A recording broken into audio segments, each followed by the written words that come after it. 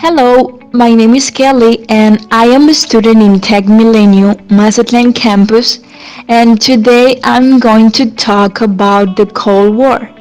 The Cold War was a confrontation started at the end of the World War II in 1945. Two powers took over, the United States and the Soviet Union, leading two blocs with their own alliances.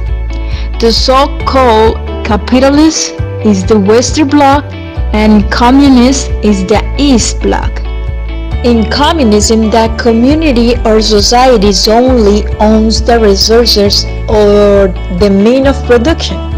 And on the other hand, in capitalism, the resources or the means of production lies with the private owner. Why was it called the Cold War? Because any of the two blocs never took direct actions against the other. It was not a war, although there were conflicts arising. The reason for this confrontation were essentially ideological, political, economic, and propaganda. The Soviet Union financed and supported revolutions and socialist governments, while the United States also gave open support and spread destabilization and chaos in Latin America. The background of the Cold War is found concretely in 1917, after the triumph of the Russian Revolution, from which Russia emerged as the first socialist country. It was one of the first events caused considerable erosion in Russia-American relations.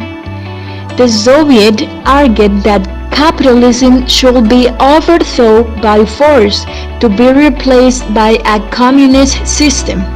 The American capitalism, after the outbreak of the revolution, helped the White Army during the Russian Civil War.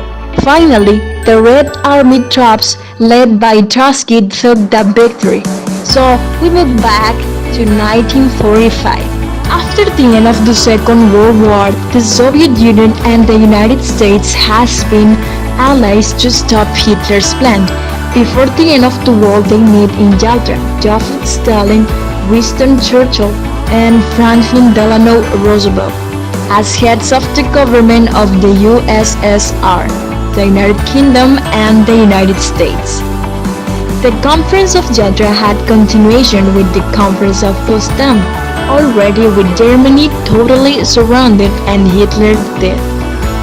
This conference represents the division of Germany into four zones, one part of each country and one for France, and they deal with issues such as demilitarization, land restitution, and the creation of the United Nations. The Soviets after the war had occupied the areas of the Eastern Europe that they had defended and liberated. To stop the Soviet expansion, the United States helped with the Plan Marshall to leave its rings to Western Europe and the western part of Germany. With the Marshall Plan, the Americans gave enormous economic aid to Europe. The plan was operational for 4 years since 1948. And the objectives of the United States were to rebuild those areas destroyed by the war, to eliminate barriers to trade, to modernize the industry, and prosper the continent again. The trade-off of the Marshall Plan argued that it was an example of the U.S. economic imperialism. The United States promotes the founding of NATO, the North Atlantic Treaty Organization, sealed in 1948. The organization is a collective defense system in which the member states agree to defend any of its members if they are attacked by external factors. Right away, we have an interview with a person who knows about the subject and will help us giving us her opinion. Her name is Joanne Laval Borrell. She is from Canada. She was born on June 10. in 1948. Currently, she is 70 years old, and she is a great friend of my father's, and I consider her like my grandmother. Okay, let's start. What do you know about Cold War? The Cold War existed from pretty much the end of World War II on to basically the bringing down or destruction of Russia as we knew it, Union of Soviet Socialist Republics, which was USSR. And the USSR was a conglomerate of different countries, all ruled by Russia.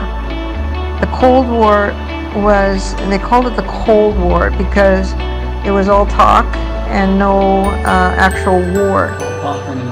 It was a lot of posturing, and it was a lot of economics. Hard times in Russia during that time. They did without a lot, including food and some of the necessities of life.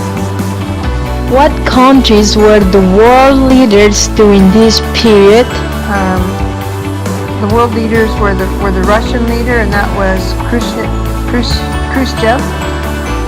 and the American leader, and that was in the 60s. That would be Kennedy at the peak of it, the Cold War, when Russia tried to go into Cuba. Kennedy was the last president involved when they were actually kind of suggesting that they were going to have armaments against each other. And that was the Bay of Pigs and the Cuba deal.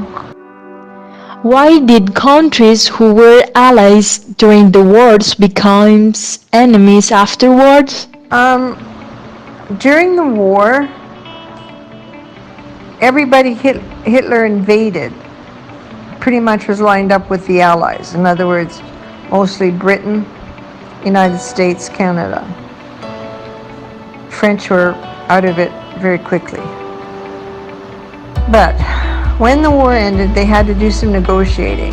They were all signed over basically by basically writing in pen. They were signed over and they became Russian territories. They didn't want to be, but they were given to Russia as, I don't know why. I guess because Russia really, really helped with the war. The Russians attacked from the east while we attacked from the west. So it was a thank you to Russia.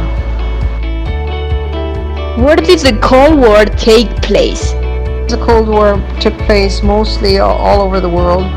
I remember it as being a battle between Russia and USA for the most part, and the Russian states at that time, like the ones Poland and all those ones, Yugoslavia, they all lined up on one side, and as far as I'm concerned, United States, Canada, Australia, Britain, France lined up on the other. So that was Germany was involved. What opinion did the general public have of the Cold War? The general problem with the Cold War was there was fear. I remember the Bay of Pigs. I was in grade 11. No, I was in grade 10. And we honestly thought the war would break out shortly after. I remember talking to a friend and we pretty much thought it might be the end of the world because they might have atomic bombs flying in Canada and particularly in the United States. It was fear. Everybody was afraid that the big two, Russia and USSR, would get at it with each other with bombs. In our small town of Edson, they actually had a plan to protect the town from the city people. You remember Edmonton, 2 hours away, honey? There was actually a plan because they felt all the Edmonton people would be driving through Edson, everybody trying to get to the mountains where they thought they'd be safe. So it was fear. Kids in schools were told to hide under their desks. They had drills, kind of like a fire drill, only it was a warning system that they had so that if there was an attack, they would know what to do. Rather than panic, might be able to save themselves. So it was it stress-filled? Yeah. It was stressful. To conclude with this video, I would like to share my opinion about the Cold War.